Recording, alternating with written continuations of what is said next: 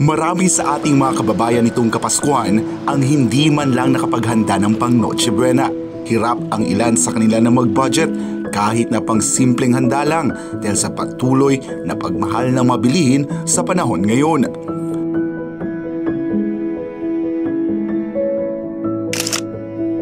Bilang isang Pilipino, ramdam ng spiritual leader ng The Kingdom of Jesus Christ at senatorial aspirant Pastor Apollo C. Quiboloy ang iniindang hirap ng ating mga kababayan. Patuloy si Pastor Apollo sa pagtulong sa mga mahirap na komunidad.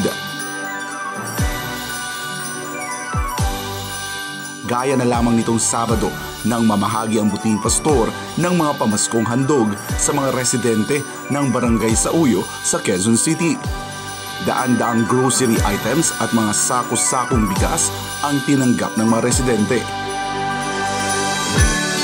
Bawat araw, hatid ay tagumpay, tibay ng puso ay sadyang taglay. Bawat pagsubok at hakbang, pag-ibig at lakas ng Diyos sa atin tumitibay.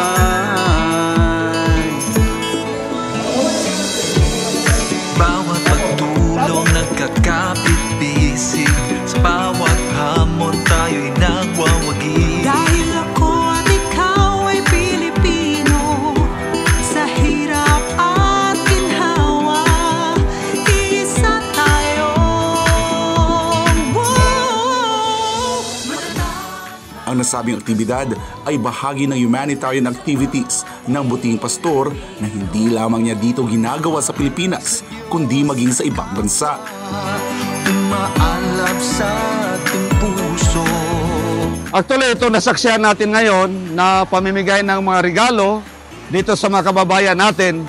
Ito po ay matagal na ginagawa ng ating pinakamamahal na pastor, Pastor Apollo C. Quiboloy. Mula nung itinayo niya ang paglilingkod ng The Kingdom of Jesus Christ, ito ay kanya nang ginagawa. Mula noon hanggang ngayon at patuloy niya itong gagawin. Hindi lamang dito sa Quezon City, kundi ito ay ginagawa ng ating mahal na pastor sa buong Pilipinas. Labis ang pasasalamat ng mga residente nang makatanggap sila ng pamasko mula kay Pastor Apollo.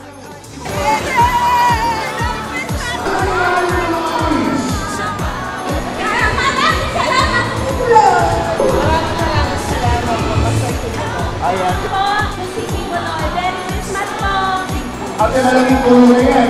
Opo. Pastor, maraming salamat po. Merry Christmas, Happy New Year po.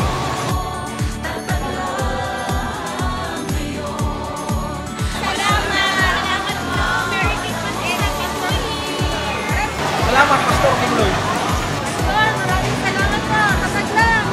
Maraming salamat po, Pastor. Sana manalo ka po para dun, dagdagan pa po yung gift namin at maraming salamat po, Pastor.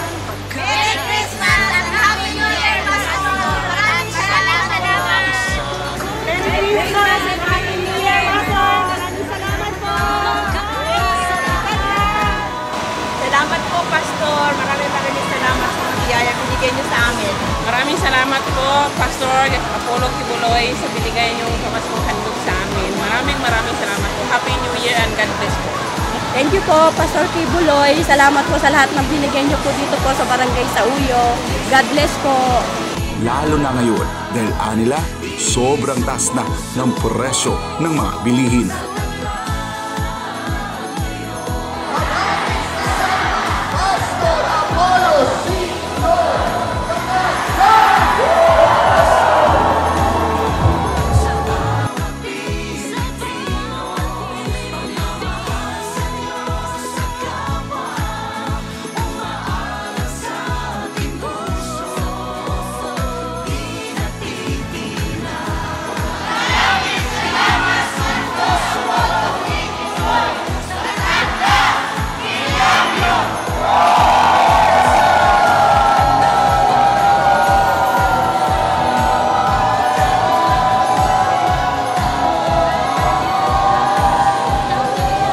Para sa Diyos at sa Pilipinas kung mahal, ako si Jason Rubico, SM9 News. Thank you.